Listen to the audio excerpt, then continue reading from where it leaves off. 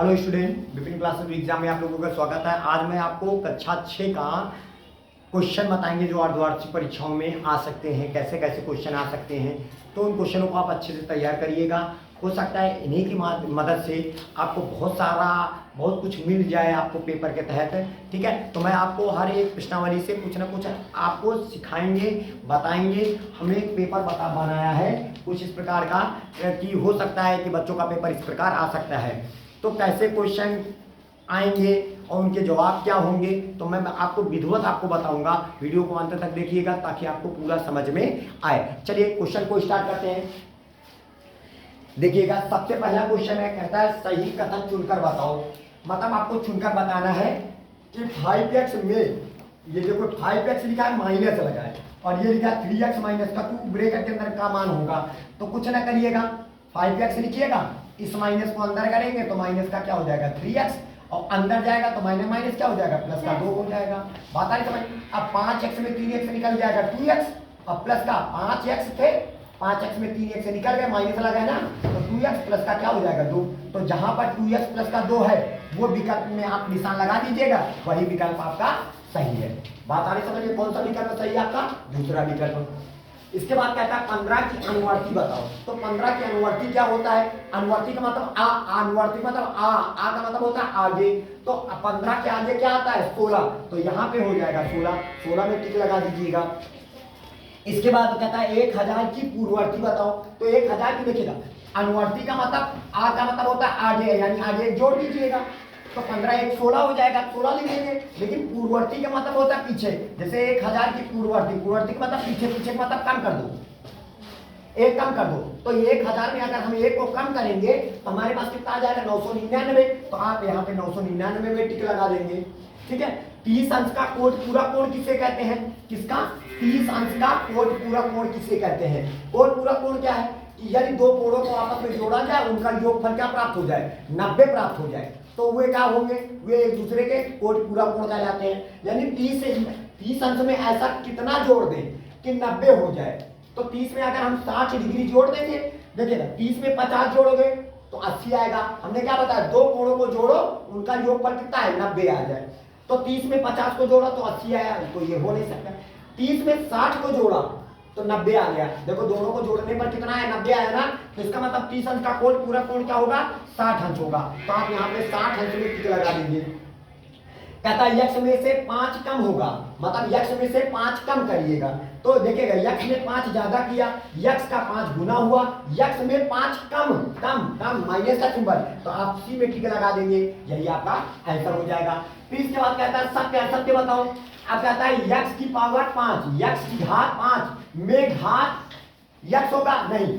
देखिएगा आपके पास अगर यक्ष की पावर 5 लिखा तो ये घात होती है, जो यक्ष के ऊपर चढ़ा होता है वो घात होती है, और जो ये नीचे रहता है उसको बोलते हैं आधार, यानी जिसको इंग्लिश में बोलते हैं बेस, इसको बोलते हैं पावर।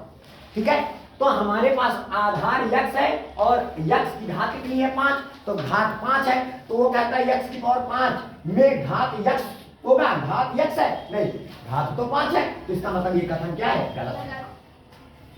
इसके बाद कहता है एक प्राकृतिक संख्या है। हाँ बिल्कुल सही, एक क्या है? प्राकृतिक संख्या है। फिर इसके बाद कहता है 99 की अनुवर्ती, अनुवर्ती का मतलब क्या होता है? आगे। आप बताइएगा 99 में अगर हम एक जोड़ देंगे तो 99 अनुवर्ती का मतलब होता है आगे, तो 99 में एक को जोड़ेंगे कितना आएगा? 100। तो इसका मतलब ये क्या हमारा सत्य कथन है। बता रहे समझ में। फिर इसके बाद कहता है दो ऋण पूर्णांकों का योगफल सदैव धन पूर्णांक होता है, असत्य है। देखिएगा आप कोई भी ऋण पूर्णांक जोड़ोगे, माइनस का 2 और माइनस का 3, इन दोनों का योग करोगे तो सदैव आंसर जो भी पाओगे वो माइनस में। क्यों? क्योंकि माइनस का 2 माइनस का 3 तो टोटल हो गए माइनस के 5। तो यानी दो ऋण पूर्णांकों का योगफल सदैव धन नहीं होता बल्कि ऋण होता है। तो ये कथन क्या है? असत्य है। माइनस का 17 का विपरीत, यानी माइनस के 17 के विपरीत क्या होता है? प्लस का 17। जैसे दिन का विपरीत होता है रात, सुबह का होता है शाम, ठीक है, रोना का होता है हंसना, उसी प्रकार माइनस का 17 का विपरीत प्लस का 17 होगा। तो ये कथन क्या है? सत्य है, सत्य में लगा देंगे। आएगा समझ में। इसके बाद कहता है रिक्त स्थानों की पूर्ति करो। क्या करना है? रिक्त स्थानों की पूर्ति। कहता है दो पूर्णांकों का योगफल सदैव क्या होता है? एक पूर्णांक होता है। क्या होता है? एक पूर्णांक होता है तो आप यहाँ पे लिखोगे पूर्णांक। क्या भरोगे?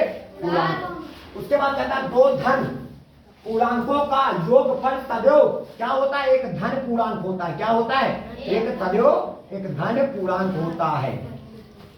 बात आ रही समझ में? ठीक है। इसके बाद कहता है दो ऋण पूर्णांकों का योगफल सदैव ऋण पूर्णांक होता है। क्या होता है? ऋण पूर्णांक होता है। तो यहाँ पे आप भरेंगे ऋण पूर्णांक। बात आ रही समझ में? Yes sir. इसके बाद आता है सबसे छोटी समअभाज्य संख्या। याद रखना सबसे छोटी समअभाज्य संख्या होती है 2। कितना होता है? 2। तो यहाँ पे आप 2 में भर लेंगे। सबसे छोटी समअभाज्य संख्या क्या है? 2। ठीक है। इसके बाद कहता है 1000 की पूर्ववर्ती। पूर्ववर्ती का मतलब क्या होता है? पीछे हमने बताया था। तो 1000 है तो 1000 की पूर्ववर्ती मतलब 1000 कम कर दीजिएगा। 1000 में क्या? 1 कम कर दीजिएगा। तो बताओ 1000 में अगर हम 1 को कम करेंगे तो कितना आ जाएगा? 999 आ जाएगा। तो यही आपका क्या हो जाएगा? आंसर हो जाएगा।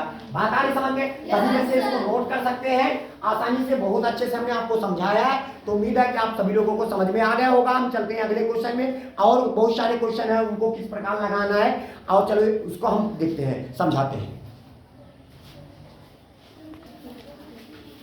चलिए अब आते हैं क्वेश्चन में। कहता है 6, 7, 0, 5, 3 से बनने वाली सबसे बड़ी मतलब इन्हीं 5 अंकों से 5 अंकों की से बनने वाली सबसे बड़ी और इन्हीं 5 अंकों से बनने वाली सबसे छोटी संख्या बतानी है।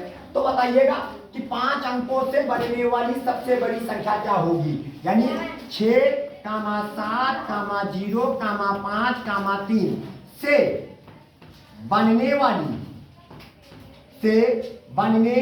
वाली 5 अंक। क्या अंक है? 1, 2, 3, 4, 5 5 अंकों की संख्या से बनने वाली 5 अंकों की सबसे बड़ी संख्या। कौन सी? सबसे बड़ी संख्या। तो सबसे बड़ी संख्या क्या होगी बता सकते हो? सुनिएगा। अब इसमें से जो सबसे बड़ा होगा, इन अंकों में सबसे बड़ा कौन है? 7। तो पहले 7 लिख लीजिएगा, फिर 6 को लिख लेंगे, फिर 5 को, फिर 3 को, फिर 0। यानी सबसे बड़ी संख्या आ गई कितनी? 76,530। और सबसे छोटी संख्या इन्हीं अंकों से बनने वाली सबसे छोटी संख्या। तो सबसे छोटी संख्या क्या आएगी? देखिएगा, इन्हीं अंकों से छोटी संख्या। अगर ये आगे अगर 0 लिख दिया तो वो 4 अंकों में होंगी, लेकिन आपको 5 अंकों की बनानी है। तो आपको क्या करिएगा? 0 से पहले सबसे 0 से बड़ा कौन है? 3, तब 0 लिखिए। पहले क्या लिखोगे? 0 से बड़ा कोई संख्या लिख लीजिए। क्या है? 3 है। तो 3 के बाद तब 0 लिखिएगा, तब 5 लिखेंगे, तब 6 लिखेंगे, तब 7 लिखेंगे। तो ये हो जाएगी सबसे छोटी संख्या। अब कहता है 13 का यानी प्लस का 13 का योगात्मक प्रतिलोम। योगात्मक प्रतिलोम। तो योगात्मक प्रतिलोम क्या होगा बता सकते हो? योगात्मक प्रतिलोम। तो यहां पे सुनिएगा, प्लस का 13 है तो आप माइनस का 13 बता दीजिएगा।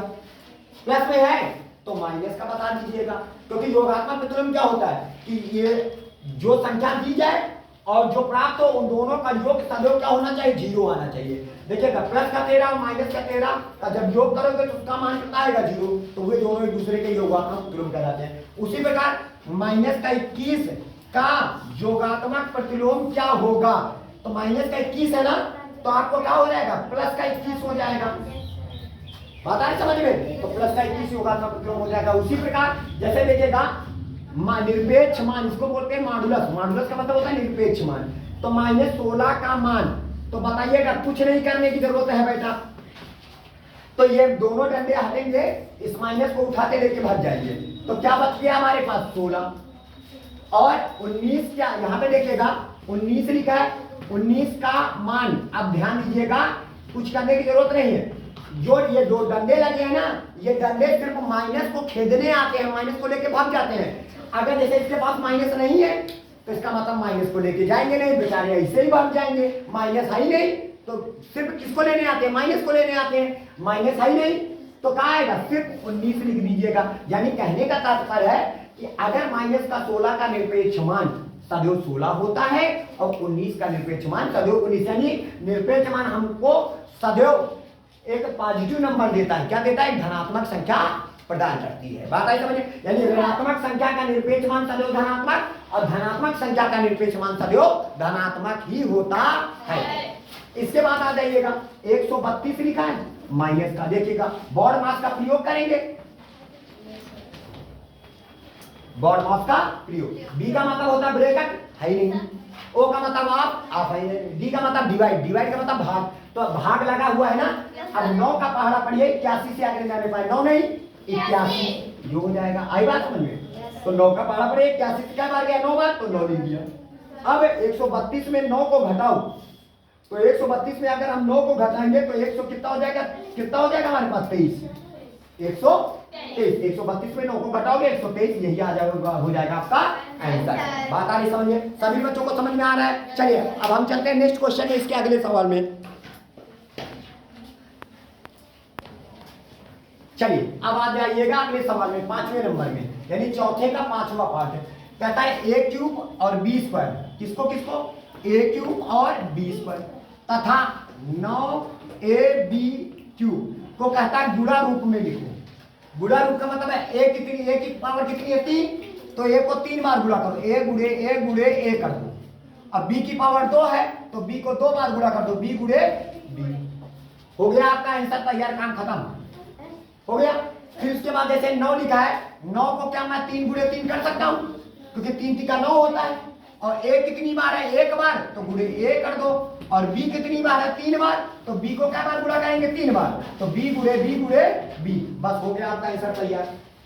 बात आ रही समझ में? Yes sir. इसके बाद आ जाइएगा, कहता 5 गुणे 3 गुणे 2 गुणे a गुणे b गुणे b गुणे c गुणे c के घातांक रूप में लिखिए।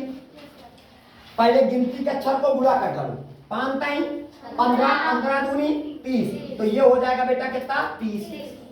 a कितनी बार है, 1 बार, तो 1 बार लिख लो। b कितनी बार है, 2 बार, तो b की घात 2 लिख दीजिएगा।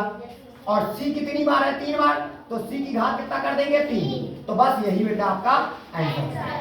c की घात ऊपर लगाएंगे, घात कैसे लिखेंगे बेटा, c लिखेंगे उसको ऊपर ऐसे 3 लिखा जाएगा, ठीक है, घात ऐसे लगाते हैं। लास्ट क्वेश्चन कहता है यदि a बराबर 5 b बराबर 9 हो तो कहता है 2a प्लस का 3b माइनस का 4 का मान बताओ। तो बेटा किसका मान बताना है, 2a प्लस का 3b माइनस का 4 का मान। अब बताइएगा कैसे, आपको a बराबर क्या रखना होगा, 5, b बराबर क्या रखना होगा, 9 रखने पर। चलो यहां पे आ जाइएगा, तो 2 लिखिएगा और 2 और a के बीच में गुणा का निशान लगा दीजिएगा। अब a के स्थान पर कितना रखेंगे, 5 प्लस का 3 गुणे b के स्थान पर कितना रखेंगे, 9 माइनस का क्या हो जाएगा, 4। तो हमारे पास हो जाएगा 5 दूनी 10 हो जाएगा, प्लस का 9 3 27 हो जाएगा, माइनस का 4। तो 27 और 10 कितना होता है, 37। तो ये हो जाएगा 37 माइनस का क्या हो जाएगा, 4। 37 में 4 को घटा दीजिएगा तो आपके पास कितना आ जाएगा, 33। यही बेटा आपका आंसर हो जाएगा। तो बात आप सबको समझ में आई? इस प्रकार के क्वेश्चन आप अच्छे से तैयार करिएगा तो आपको काफी मदद मिलेगी आगे की परीक्षा में। इसी के साथ जय हिंद जय भारत। नेक्स्ट भाग में मिलेंगे आपको। जय हिंद जय भारत।